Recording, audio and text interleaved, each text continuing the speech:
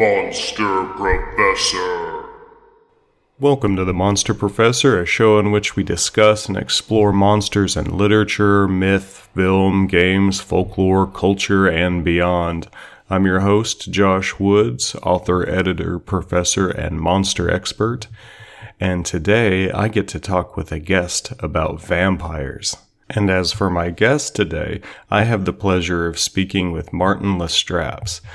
Now, he had me on his podcast. He hosts a podcast called the Martin Lastrapes Show Podcast Hour, and you can just Google that or look it up on iTunes and find it quite quickly. Excellent podcast, and that's actually what gave me the bug to start podcasting, believe it or not. And so I get to talk with the man who got me in this direction. He's also an author. His debut novel, Inside the Outside, won the 2012 Paris Book Festival, the grand prize for that one. I saw him up for Indie Book Awards for his excellent short story collection, Dolph the Unicorn Killer and Other Stories, which has one of the best covers, by the way. The stories are great as well. I'm not diminishing those in any way, but you got to check out the cover of this thing, Amazon.com for those. And he's all in that collection of short stories. He wrote about some vampires. I really like those stories. And he also has a vampire trilogy of books. And The Vampire, the Hunter, and the Girl is the first one. And The Vampire, the Hunter, and the Witch. And then finally, The Vampire, the Hunter, and Frank. And he'll even get you started with a free Kindle edition on the first one to get you hooked on his vampire trilogy. Check those out on Amazon.com. I enjoyed our conversation, so without further ado, here is Josh Woods and Martin Lastrapes talking about vampires.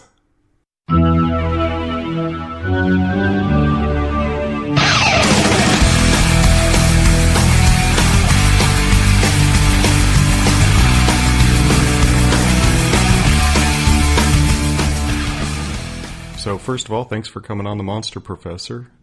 It is not only is it my pleasure to be on The Monster Professor, I'm genuinely honored that you invited me to be on the show. Because when the show first came out and I was listening to the first couple of episodes, I genuinely was thinking to myself, this is really good, but it sounds like a solo podcast. So I don't imagine I'll ever have a chance to be on the show. So I'm actually very happy to be on the show because I didn't know that you were gonna have guests at some point. Yeah, I think I've enjoyed the guest episodes more than the solo episodes, I guess, because I don't know, it started off as a little bit like I'm just doing my lecture to myself in the microphone. But I'm not the only one who loves monsters. Everybody loves monsters. And so I need to talk to these people. So I'm glad you agreed. Let me ask you a question, and I don't want to get off track because this is absolutely your podcast. But as a podcaster myself, I know from experience that the solo podcasts, while on the one hand they can be fun in their own right, they were a lot more challenging than I expected. So I'm curious as how it was on your end, doing just a solo, just by yourself in a room, filling up an hour or so. Yeah, I haven't actually mentioned how hard it was on the podcast to get started, but it was like a traumatizing experience. I would sit down in front of the microphone, and I'd be like, okay, welcome to the podcast. No, that was horrible, and delete. And I do that for like 2 hours. And I asked my wife can you put in earplugs and be in the other room? I can't have the idea of someone listening to me talk to myself. It was too unnerving. And it took me a long time to finally get over all of that and just act like a normal person. It's so true.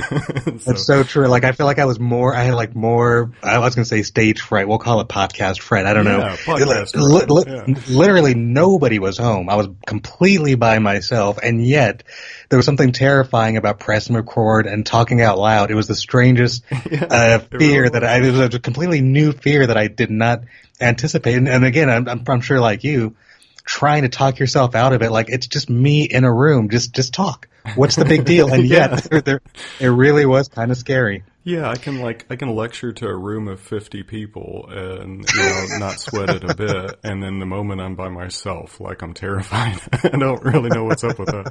I'm over that now, but I've started a project. I've been keeping it a little bit secret, but there's no way to tell the story without mentioning it. So I'm turning my book, my novel, The Black Palace, into an audiobook, doing it myself. Oh, that's awesome. And I thought, oh, this is going to be a breeze. I'll just read my book. It is so hard. Like, it's 10 times harder than I thought it would be. It's harder than podcasting it. It really is. I've only ever tried, I've done a few audio versions of like short stories because I guess I was like, oh, this is short. This will be just a fun little quick thing I can do. And I agree. It's a lot more challenging. And I'll tell you what, because now I can feel myself unconsciously, drifting into podcast host mode. And that's very rude. So here's an offer I'd like to throw out to you. Because this is your podcast and I want to talk about vampires with you. If you're up for it, down the road, you and I'll just come back on my show and then I could ask you all the questions that have now just like queued up in my brain that I want to ask you about, and I don't want to be rude by asking them all on your podcast. Well, I'd love to, absolutely. Yeah, let's. Okay. As we mentioned, let's do one after this. I'm happy. I am very happy to do that. Okay, so now we'll just a sharp cut right into vampires. My apologies, Josh Woods. Well, how about I hit you with the question that everybody loves and absolutely despises at the same time? Who is your favorite? Who is your favorite, let's say, vampire who's a non-Dracula vampire? I talked about Dracula. I dedicated one episode to various versions of Dracula, and I even threw Nosferatu in there, so it might be unfair to, like, disqualify Nosferatu.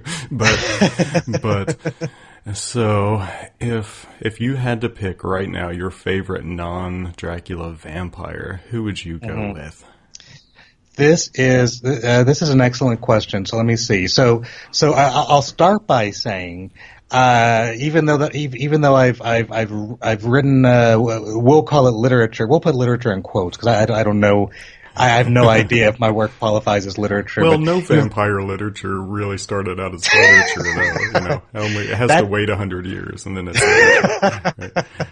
That's fair too. So I won't be here for when mine becomes literature, but I like to feel like one day, it'll be after the zombie apocalypse, but then after we've rebuilt in their society, and then they find the remnant, like digital remnants of stuff, and then they'll find these stories, and then they'll maybe I like to believe they'll assume that I was much more famous than I actually was. Anyway, so I've written a lot of vampire stories, or again, in my mind, it's a lot. How about this? I've written a lot of pages. I've written my vampire trilogy, so it's a lot of pages. A couple vampire short stories. That's in my latest collection. That said, I haven't read a lot of vampire literature, so excuse me. So my vampire references are generally going to be from television and movies. I know that doesn't disqualify anything, but I just wanted to, I wanted to be fair up front. That's where my frame of reference will come from. Yeah, so as far as movies, TV, that's fair game. Games as well. Yeah. See, this is why I like Josh Woods. I knew I liked Josh Woods, but the agreeable nature that I could admit something that I feel almost shame about, and then he just makes me feel better about it. This is like therapy. I like this. Vampire therapy. Okay, so that said, I've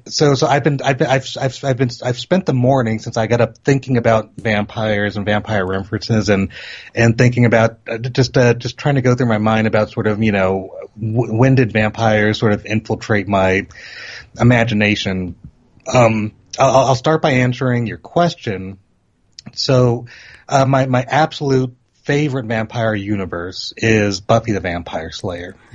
And of course, Buffy the Vampire Slayer, it's filled with vampires, but, the center of the show is actually, it's a vampire slayer. So in some ways, I almost relate more to the vampire slayers who confront vampires. But that said, if I'm looking at Buffy the Vampire Slayer and I'm looking at that universe, and then I figure if that's my favorite universe, it's only fair that I should pick a vampire out of that universe. So the main vampire for the first several seasons was Angel, and Angel was Buffy's love interest. So they had sort of a Romeo and Juliet, she's a slayer, he's a vampire. Can they make it work relationship? And after 3 seasons, he got his own show because he was a very popular character. I don't. So David Boreanaz, who played Angel, I don't know him. I'm certain he's a very nice guy. I like to believe that. The character of Angel was my least favorite vampire on the show, so I always felt like I'm clearly supposed to like this guy, but I don't like him at all, very much at all. But Spike, for anybody who's a Buffy the Vampire Slayer fan, Spike is very well known, and he's he's my favorite vampire. And if you ask me an hour from now, maybe I come up with somebody different.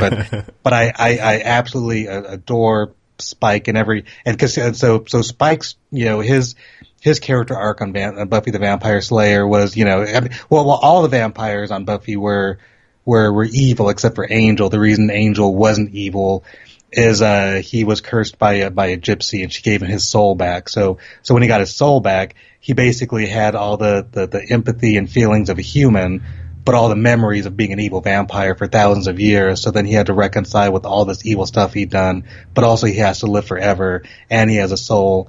So beyond that, vampires in Buffy the Vampire Slayer are de facto evil. So Spike turns up as as one of Buffy's one of her foes, and then along the way through narrative conventions, I think because they wanted him to be able to hang out with Buffy without trying to kill her.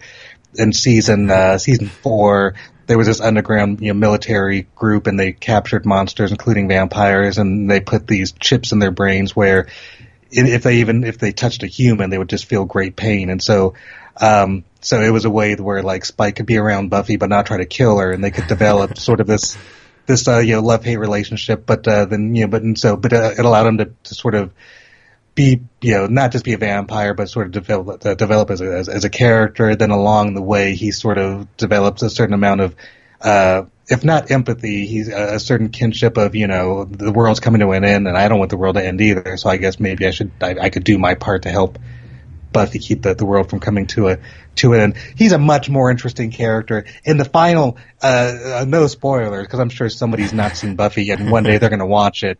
The last episode of Buffy the Vampire Slayer, I mean, if nobody in that episode had a better exit than Spike. So that the longer I talk about this, the more validated I feel that Spike is my favorite non-Dracula fictional character. And there was actually, I don't know how much Buffy you've watched, but there was a great episode of Buffy that included Dracula. It was the episode 1, season 6, I believe. It's one of my. I loved it so much that I actually included it in my vampire trilogy. Yeah, I even though Buffy the Vampire Slayer pretty much took over the 90s, as I'm remembering it, I really didn't watch the show, and yet I know all the characters that you're mentioning, and I'm pretty sure I saw the Dracula episode, and so I guess I did watch it. I don't know, but weirdly enough, like I feel like I'm one of the few people who kind of like lived through the 90s and didn't really get into Buffy the Vampire Slayer TV show, but the movie when that first came out, I freaking loved that thing. Did you ever watch the movie the show was based on? I know for sure that I saw the movie, and it's I keep wanting to say Jason Priestley, Luke Perry. I know Luke Perry's in it, right? Yeah, well, I get the two, one of the two 902s. So Luke Perry or Dylan, for anybody who doesn't care about real people names, but Dylan from 90210, the bad boy who had rich parents, but he had a trust fund, so he lived in a apartment, and he kind of went to school. The first couple of episodes of 90210, he wore overalls with the one strap hanging down. And then they lost that very quickly. But if you watch the first couple episodes, that was Dylan's look. Along with sideburns, which I'm sure you remember in the 90s, thanks to 90210 sideburns. All I wanted was to grow sideburns, just to be like, but they're Mars not is vampires. bringing all this back, I think. He really is. So So again, here's me accidentally derailing the vampire talk. So that said, I have seen the movie. I haven't seen it recently though. What's his name? David Arquette. I think he was in there as well. Christy Swanson played Buffy. But Paul who Rubens, was Paul yeah. Rubens was the henchman vampire. He's Pee Wee Herman, better known Herman. as, and he had the greatest death scene. It's like, so I think it's just as simple as like, he was like the number one henchman to like the Rutger Hauer who played the main evil vampire. And so I think she just like stabs him with a stake through the heart or something like that. And so he's like, holding the stake, like, and he dies off in the background. And then they try to continue the scene, and then he rises back up, still holding the stake on, and he falls back down. And he's like, they try to continue, and it's like a Monty Python moment in the middle of the movie. That's funny. That sounds very familiar. And Paul Rubens, who had not too long before, he had been known only as Pee Wee Herman, then he got busted in that kind of like saucy, like shady kind of, I don't know, like porn theater thing, and he had that famous mugshot. Well, when he signed on for that movie, Buffy the Vampire Slayer, he had in his contract that he was allowed to look as much as like his mugshot as he wanted. And so he looks like the vampire version of his mugshot. It's hilarious. That's great. That's the smart move. Like really lean into that. And that was, I mean, that was before, that was before the internet, so you can and you can only imagine how huge that story would have been, and it was still a really big deal. Yeah. Because if you were a kid, even if your parents didn't quite tell you what happened, you understood that Pee Wee Herman did something that you weren't supposed to know about. Yeah. You know what's cool about the movie is. So Joss Whedon, he was the screenwriter for the movie. He's also the creator and showrunner for the television show. Yeah. And so he was he wasn't a fan of the movie only because the movie it didn't reflect, and as writers, I think we could both appreciate this. It didn't reflect, the story and the vision and the tone he had in his head. Right. Certainly, you write a screenplay, a director gets it, becomes his thing, and then, and that's kind of how it goes. But it sort of, it was completely, I guess it felt completely different. And even the, who's, Kiefer Sutherland's uncle? What's his name? He was his uncle? Yeah, he was in Buffy. He was Buffy's. Donald Sutherland. I thought that sounds right. Yeah, I thought that was his dad. Is that not his dad? It's no. Well, look at see. You can see how much confidence I said it with. So he might be his dad. I don't know. I don't know. We'll do some real time research in a second, because we can't leave the listeners hanging, except for the ones who absolutely know and think that we're idiots. But I guess he was, I don't know if he was just changing the dialogue or just not worried about doing it verbatim, and just I guess little things like that. It just sort of soured him on the experience. And so he kind of felt like, he as far as he knew, because it was the way things were, well, that's the end of Buffy. And he wrote a script. He climbed the Mount Everest of selling that script, and then there was another Mount Everest of getting that script produced, and then only to have it sort of be a thing that you didn't, envision. So he was disappointed, but what are you going to do at this point? He had a career. His dad, by the way, was a television writer, so he wrote on Captain Kangaroo and The Golden Girls, amongst other television shows. Yeah. So there was that. Didn't love the movie, but whatever. It still got made, and that was a cool thing. And then a couple years later, the WB was starting out as a network, and they needed content. And I don't know. I think it was because Warner Brothers produced Buffy. They still owned the script, and they basically owned the rights to the story. And this part I don't remember. I don't know if they approached him or if he approached them, because I think his wife basically encouraged him, why couldn't this be a TV show? Is there any rule that says that a movie couldn't also be a TV show? Which of course now it's not that big of a stretch at all, but at the time it was no, you just make a thing and then it's isolated out there in the world. So he went to the WB and they ended up making Buffy the Vampire my mind what's great is it exists in continuity with the movie, so it's not a reboot at all. So in the movie, and you'll know this better than I do because you've seen the movie more than I have. In the movie, Buffy essentially blows up the high school. I'm sure, and to help kill the vampires and stuff. So in the television show, she moves to a different city and she has to go to a new school because she blew up the high school gym at her old school. So she has to start a new school in Sunnydale. And so even though the show essentially is a reboot of sorts, it still exists in continuity with the movie. So they acknowledge the movie's narrative and move forward. So I always appreciated that about Buffy the Vampire Slayer. Huh, that's cool, and that absolutely made Joss Whedon's career. Like, that's what skyrocketed him, and now he can pretty much do anything he wants. Yeah, he did the first two Avengers movies. Yeah. What's he doing? He's just doing technically, Agents of S.H.I.E.L.D. He's the executive producer, creator on that.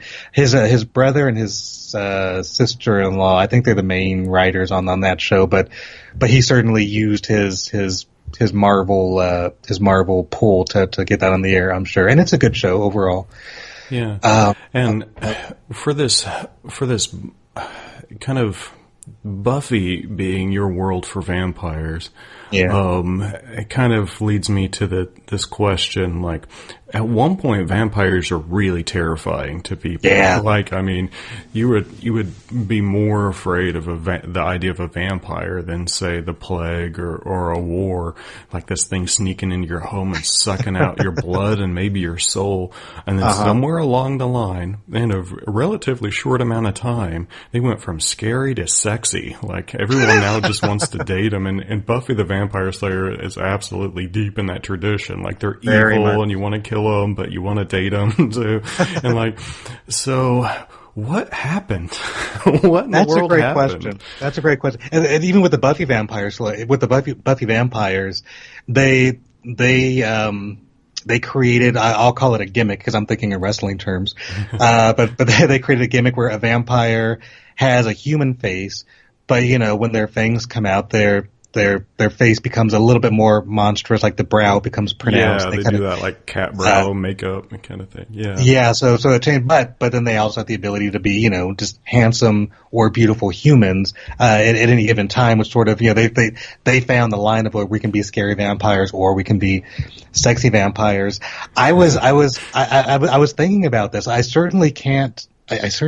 don't know that I could find a line in the sand. But so I'm thinking of like, well, actually, you know what? So my first, I think this is my first real reference to not just vampires, but Dracula was a 1979 comedy called Love at First Bite. Are you familiar with this? Oh my God. Yeah, I think that's a George Hamilton playing Dracula. No, okay, no, yeah. I'm thinking of something different. I don't think I remember this thing. Oh, maybe it's possible you're thinking of maybe the Jim Carrey movie. I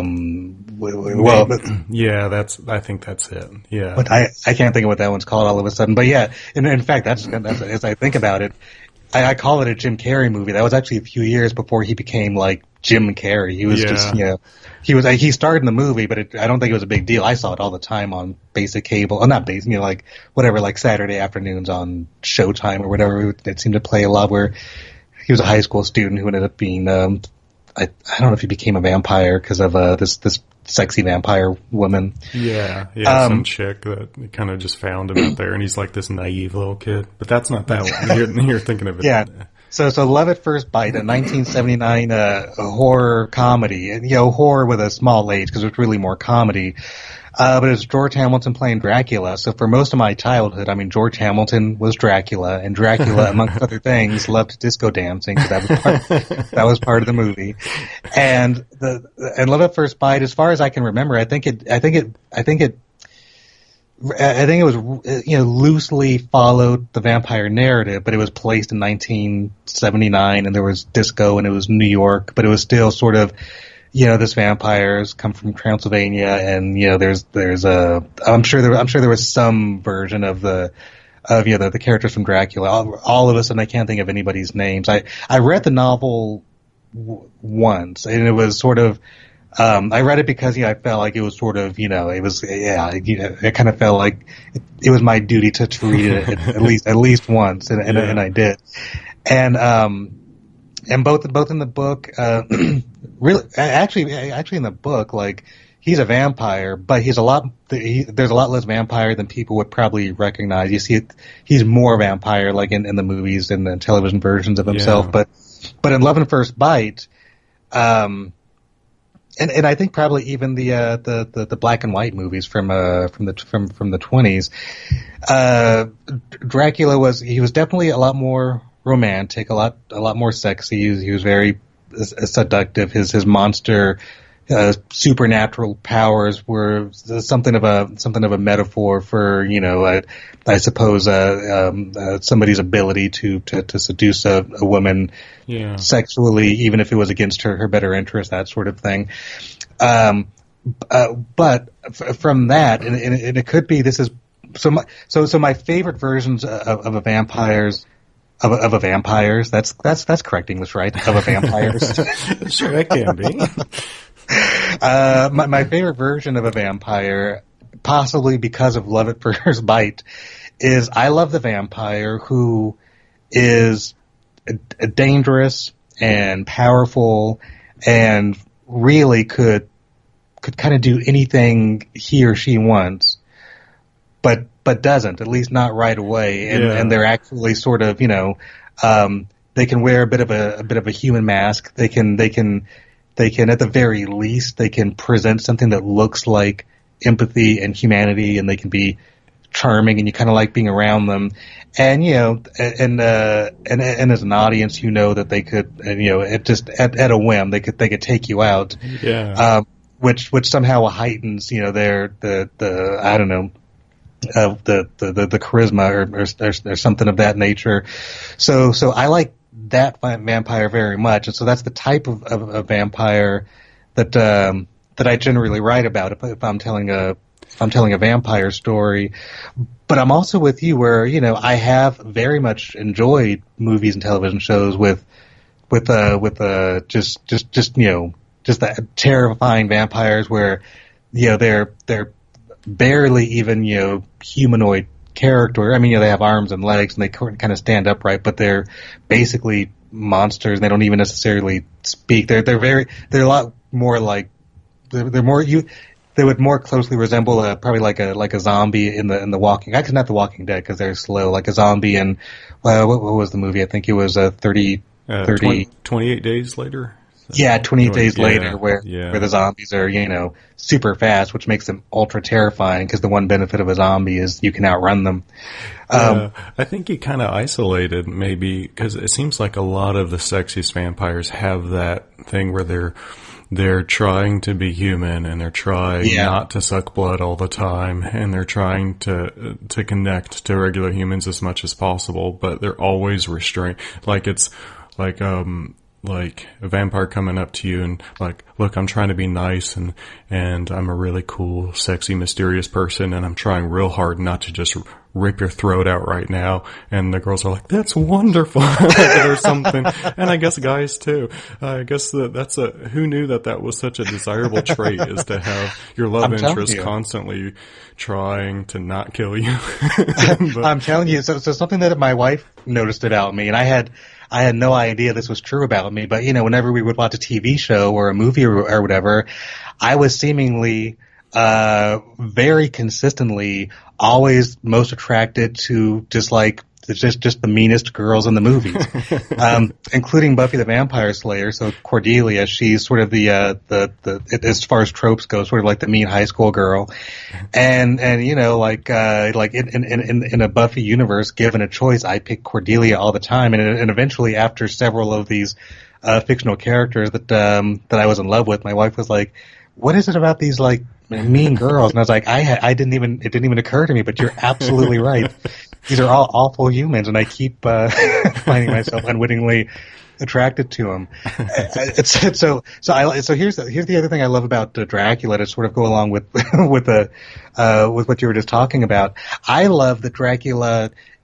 I love that he's not conflicted about eventually, drinking your blood, and if you die or whatever, or you die and you come back maybe as a vampire. He's not conflicted at all. He's just he's enjoying the process. This is all part of the art of seduction for Dracula, and there's no part of him that's conflicted. He just enjoys engaging with humans, and he's smart and articulate, and I love all of that, and I also appreciate the vampire who is conflicted. So in my vampire trilogy, so book one is the vampire, the hunter, and the girl, and it's heavily inspired by Buffy insofar as that I've got a human and a vampire who are attracted to each other, but then I also throw in a vampire hunter. So the vampire, it's actually a love triangle. So the vampire hunter and the vampire, they both love the same girl, and then the girl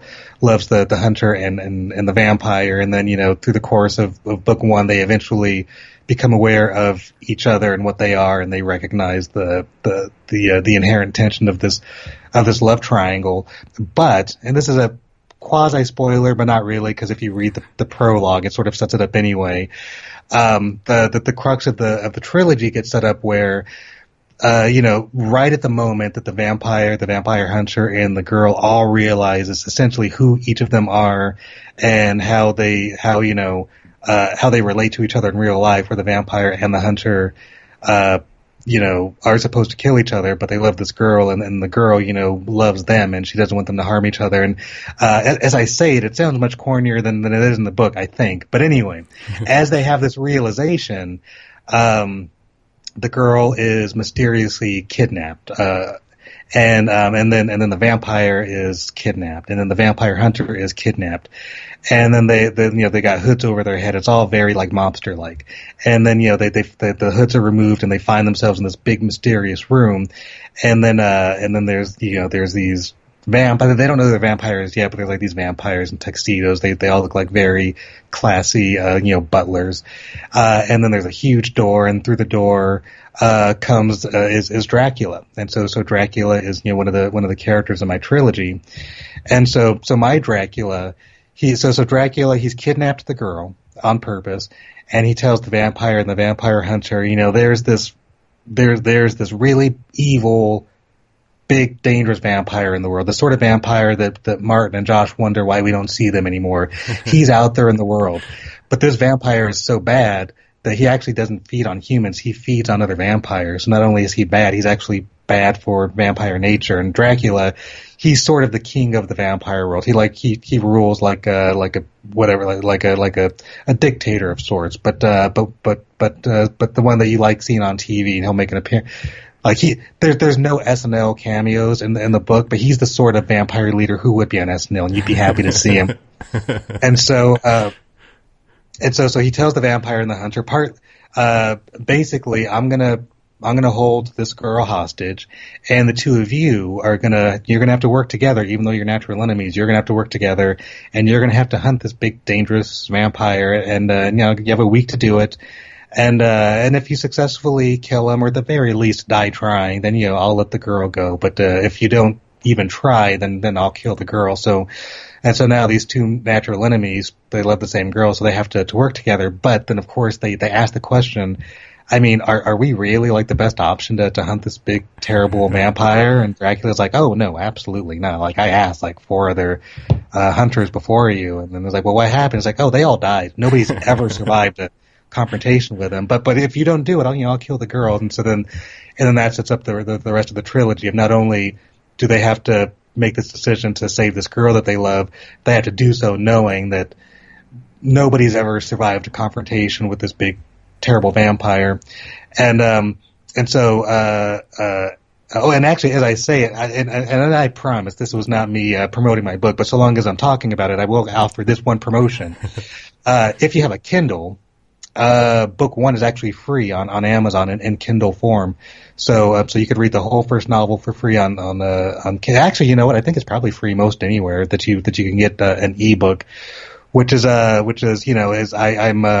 so proud of the trilogy. Is sort of a way that I just want people to read it. And just in case anybody's curious, and I'm sure Josh would know this, but the readers might not necessarily know that if the book's free, like it's not like there's any like secret money that comes on the back end. Like it's free across the board. So if you download the book, you're doing me a kindness, and there's no monetary benefit. But I appreciate it, and enough people get it that it's regularly like in the like top like 10, 15 free books of its category. So I'll stop with that and then just get back to Dracula because here's what I wanted to get to. It was that long-winded thing just to talk about my version of Dracula, which is he's a postmodern Dracula, and so he's completely aware of everything. Like he's read Bram Stoker's novel, which he liked, but he didn't appear in it nearly as much as he would hope to see himself in the book. He's seen all the movies. He likes the romantic black and white movies where he's like handsome and romantic. Wasn't a fan of the Francis Ford Coppola movie in 91 largely because he was a lot more grotesque, even though it was more loyal to the Bram Stoker book.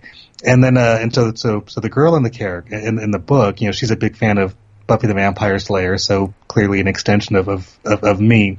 And so she tells him, you know, like, well, did you know that you were also in Buffy the Vampire Slayer? And so then he's like, what? You're kidding me. And so apparently he's never seen this. So he wants to watch it. And she's like, well, you can't just watch the episode. It'll be way out of context.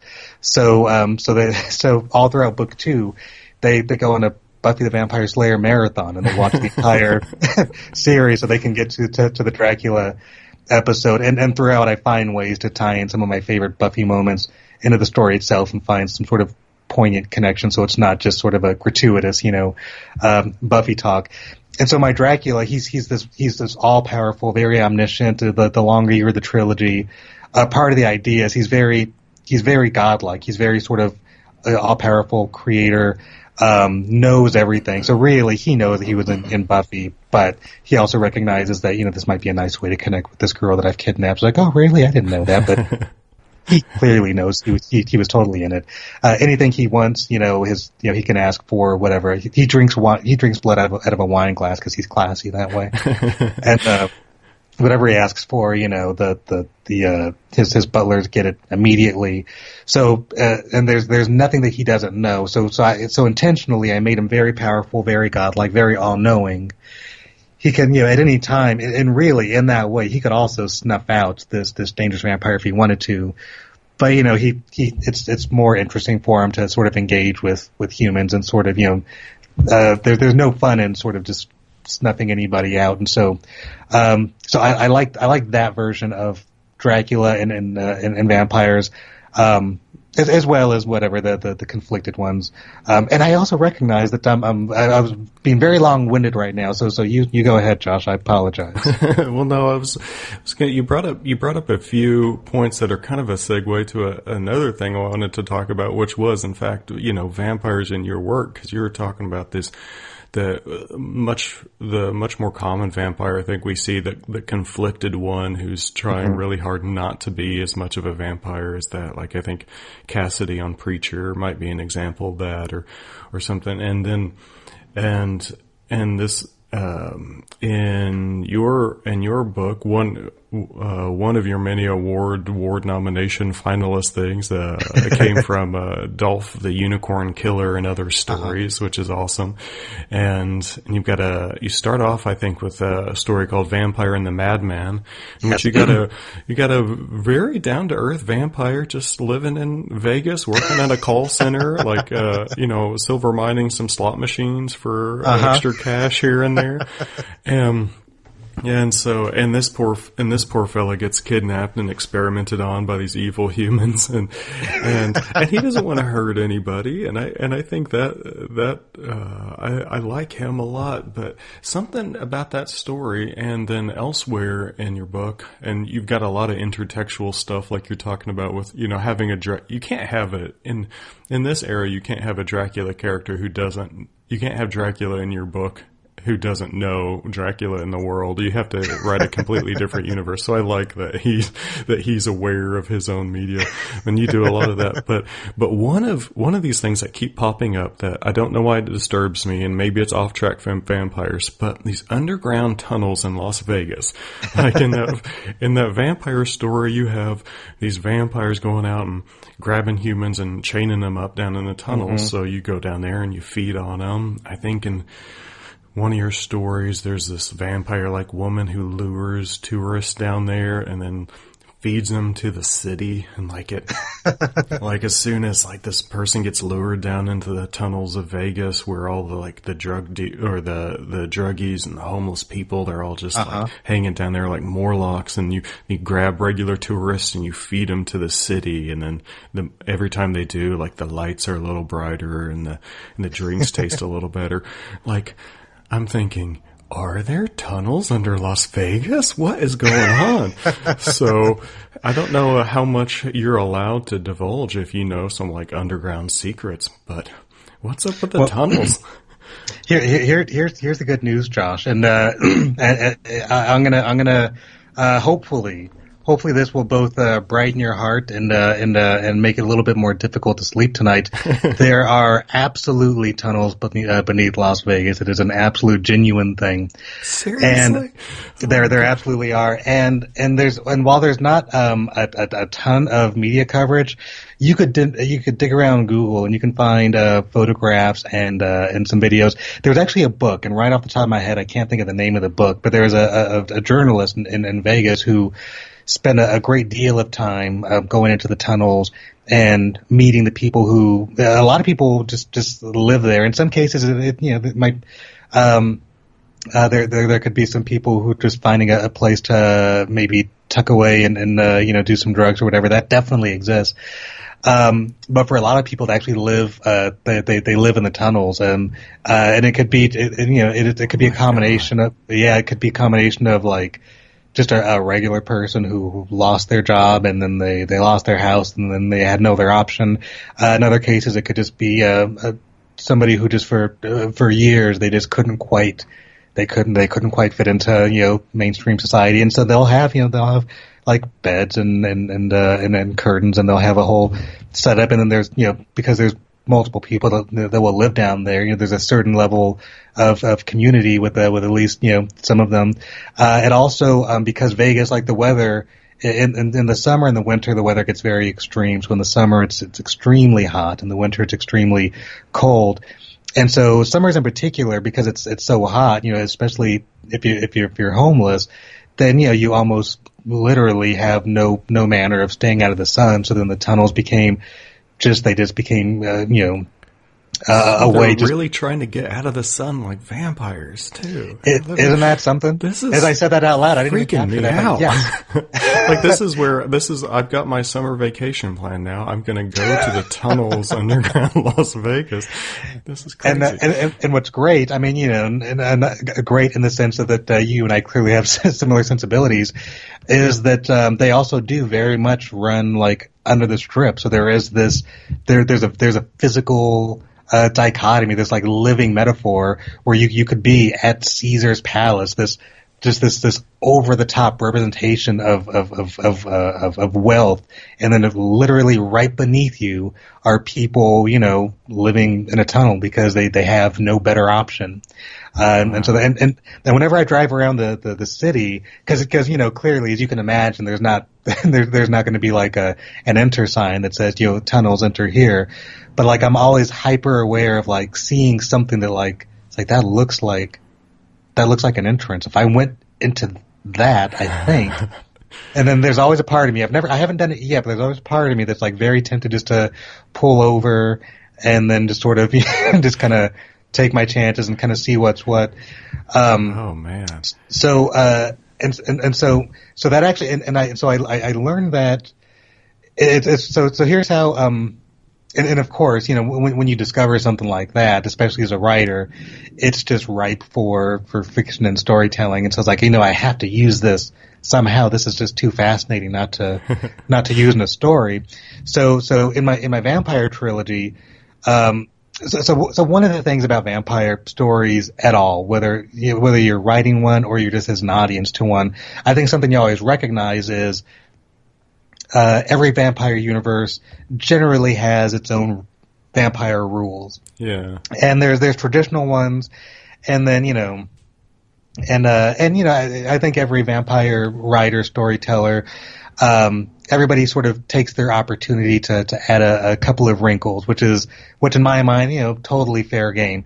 Sometimes they're cool. Sometimes I hate them very much. So so one that comes to mind, I actually saw. So it was in let's see. There's a good show called Being Human. There was a British show. They did an American version. It was the three characters. It was a vampire, a werewolf, and an invisible girl. I think she might have been a ghost.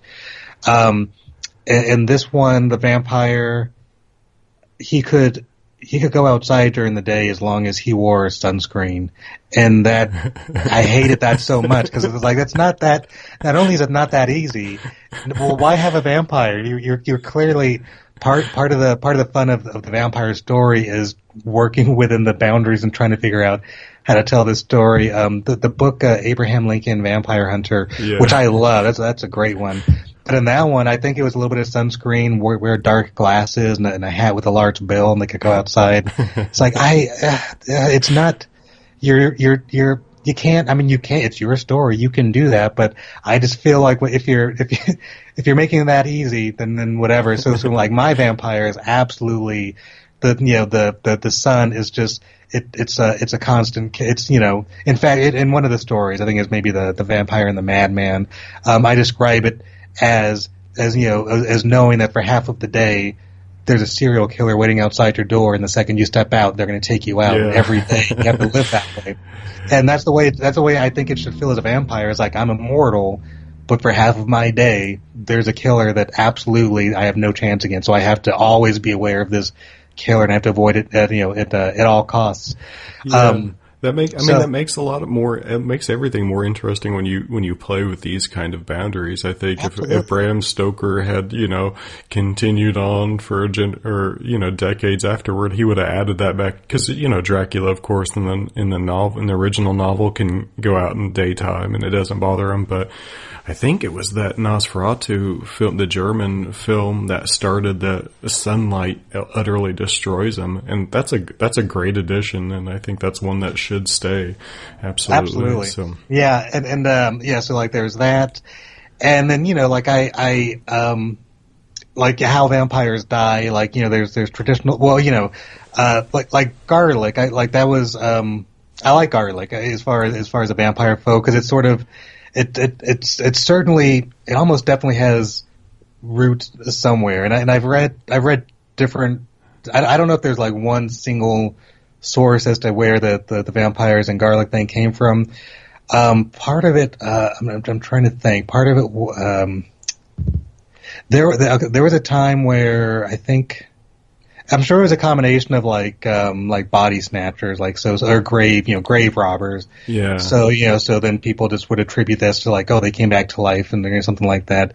I think there's also a certain level of before medical science had advanced, people having the appearance of being dead, but really they were just sort of whatever in some deep coma state, and then they came back to life, and then there was some thought of whatever they were. They've come back from the dead and they're vampires or something like that. The garlic, nothing immediate. Like I know I've certainly looked for it, and I don't think I ever found like one source for it. But nonetheless, like I liked the idea of garlic hurting vampires. So I kept the garlic thing for sure. But like garlic, it doesn't kill them, but it hurts to the touch very bad, and they can't. For all of their heightened senses, including a sense of smell, they can't smell garlic. So it's like just some cruel evolutionary joke that this thing that hurts them very much, they can't ever sense it. So it hurts them. Silver, on the other hand, outside of like fire and sunlight, silver is absolutely devastating, and it won't kill them to the touch. But silver can penetrate them in the same way that just steel can hurt a human. So in my book, if you're a vampire, you can be like getting whatever, getting shot by a bullet, it's not going to tickle, but it's not going to hurt you. Getting shot with a silver bullet, it'll hurt very much, and it has the same effect, because for my vampires, it's not that the silver, it's not like a poison specifically that kills them, but they react to it in the same way that we would react to a bullet. So like their flesh heals at the same rate as a human would with a silver bullet, so they can bleed out because they're not going to heal as quickly as if they get shot with a regular bullet. Yeah. It'll, whatever. But fire, sunlight, beheadings, all that. I kept all of that stuff, and then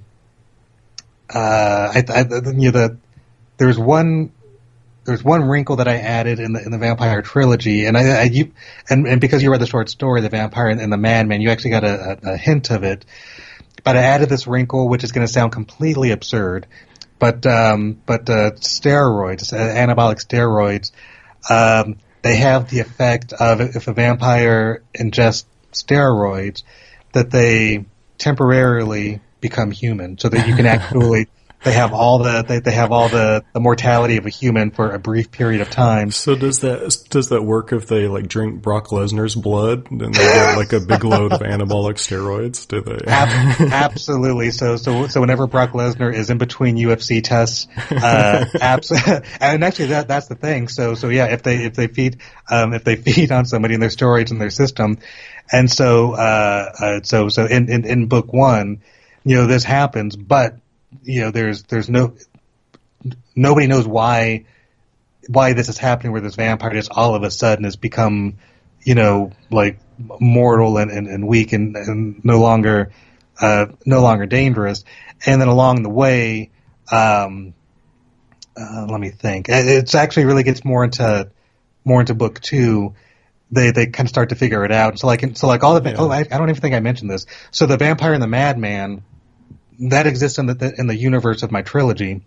So those evil human characters, those are the protagonists in the trilogy. So they all exist and they're all protagonists, and you like them all very much. But in the short story, when it's flipped and you see them from the vampire's point of view, hopefully you hate them as much as you love them in the trilogy.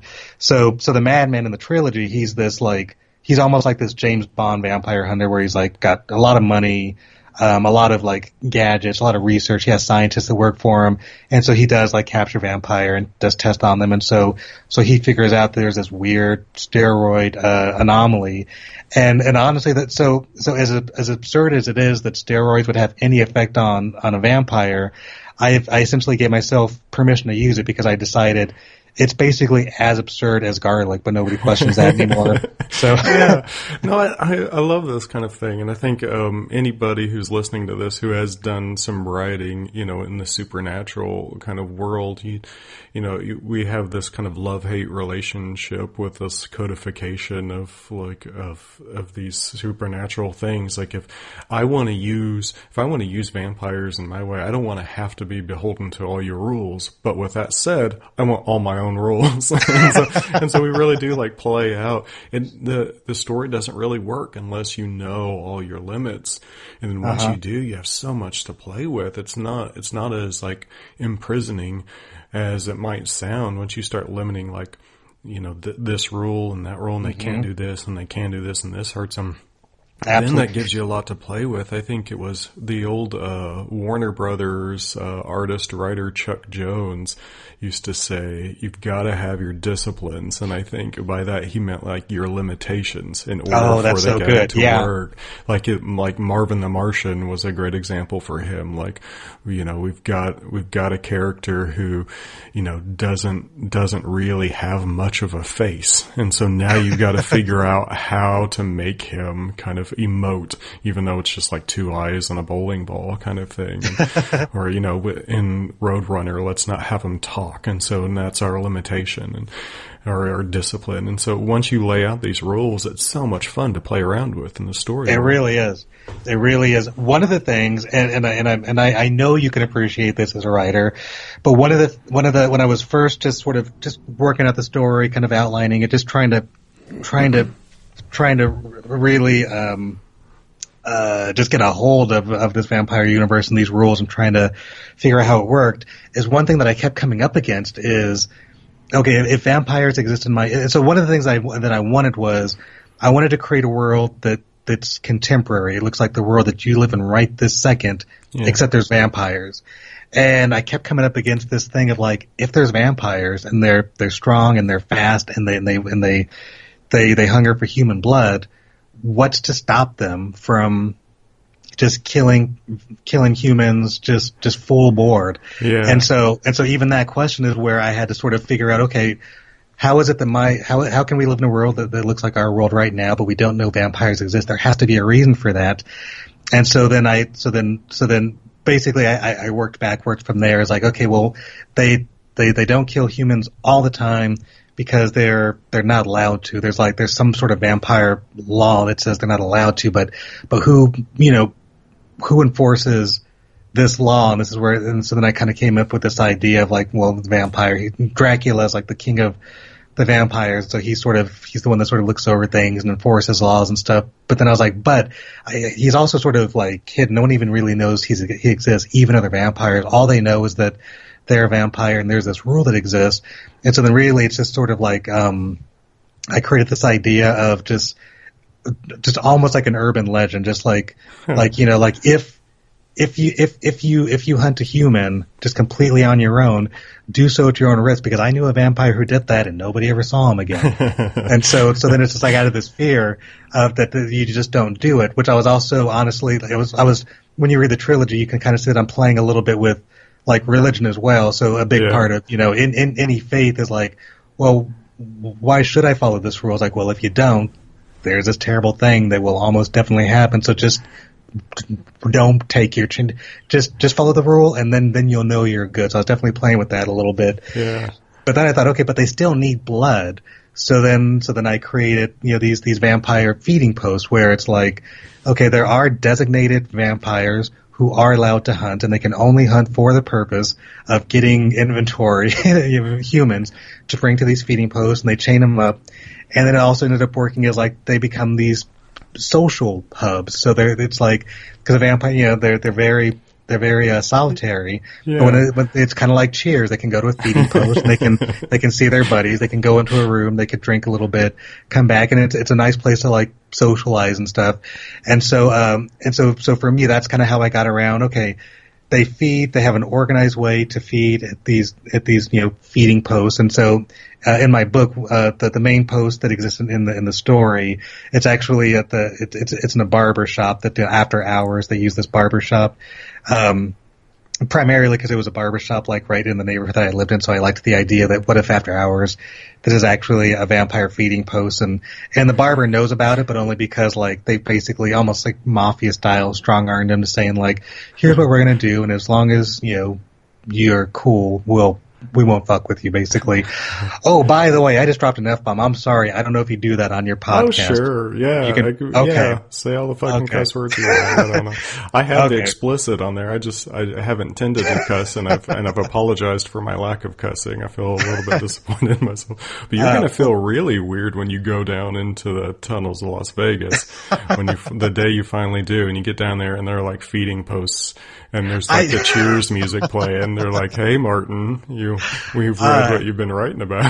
And it'll be so exciting for a moment until I realize it's not gonna end well. So when I went into Las Vegas in the vampire story, and it existed in the same universe, it was like this sort of very easy thing of like, well, of course the tunnels would also house these feeding posts. Of course, that'd be the perfect place to do them because they're out of the sunlight. They're convenient. They're tucked away. No one's ever gonna bother them or look for them. Even if they did, you're not gonna survive. But still, like they would just as soon. Oh, that was another thing. And one of the rules that I kind of gave myself in this universe is that if you're a vampire, you can't advertise that you're a vampire. You can't go around telling people you're a vampire. That's almost as bad as hunting a human on your own. And then also like vampire hunters, they're boogeymen. Like they hear about them. They've heard stories about vampire hunters that they might exist. Most of them have never seen one. If they have, chances are maybe they didn't survive it. So a lot of it was trying to figure out, just logistically, really, how can I have vampires in this world but still make it look like our world, but still have the danger and the tension of having vampires exist. And so then part of the reason that Dracula is essentially punishing the vampire and the vampire hunter. On the one hand, the vampire hunter, he hunts vampires. So Dracula. Oh, here's the other thing. Minor spoiler, but whatever. By the time you read the book, you'll forget that I mentioned this. So when Dracula's talking to the vampire hunter, he's telling him you don't actually think that I didn't know you were hunting vampires. Like I totally knew, and I let you do it. Really, you're kind of doing a service, because at the rate that vampires, are created, the earth would really be overpopulated, kind of like flies. So you're kind of like a spider in this world where I don't like you, but I tolerate you because you actually keep the population down and you kind of serve a purpose of, keeping it from being overrun by flies. But now, you're gonna, at this point you owe me a debt. So that's why, you're gonna do this for me. And with the vampire, he's like, you're not supposed to be talking to this girl at all. She's not supposed to know you exist as a vampire. So, I can't let you get away with that. So their punishment is they have to go after this vampire who almost definitely they won't survive. If they do, they're kind of doing Dracula a favor by killing him. If they don't, well, that was ultimately their punishment. Yeah.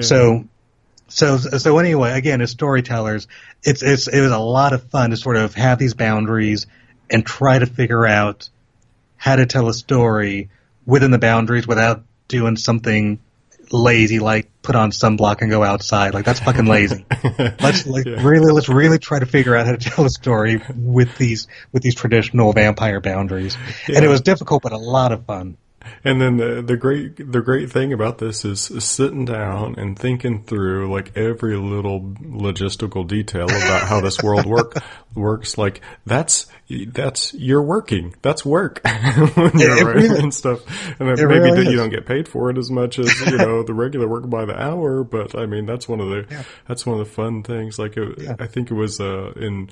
think it was in junior high in some sociology class. We were supposed to take the principles of sociology and design a new society. And I talked my group into making a vampire society where we were walking through every detail. And it was one of the many times I got in trouble in school for turning an assignment into a monster assignment. But I think this has been kind of a fun exploration of some cool different types of vampires, but also kind of like how to, if you're interested in kind of exploring the world of vampires on your own, how could you do so? Well, fiction-wise, I think you gave him a really cool tour, a tour of how to think through your vampire world. And then non-fiction-wise, now you know to add steroids to your vampire hunting kit. I'm gonna do that. And then you know where to start looking, the tunnels under Las Vegas. So I've really appreciated this, man. This has been a fun conversation. Thank you so much for coming on the show and talking vampires with me. It was absolutely my pleasure, Josh. Thank you so much for inviting me. For as much as I love vampires, I rarely have the opportunity just to dig in and have a conversation like this. So this was absolutely my pleasure. Anytime you want to do it again, I would love to come back on the show. Fantastic. Thank you again.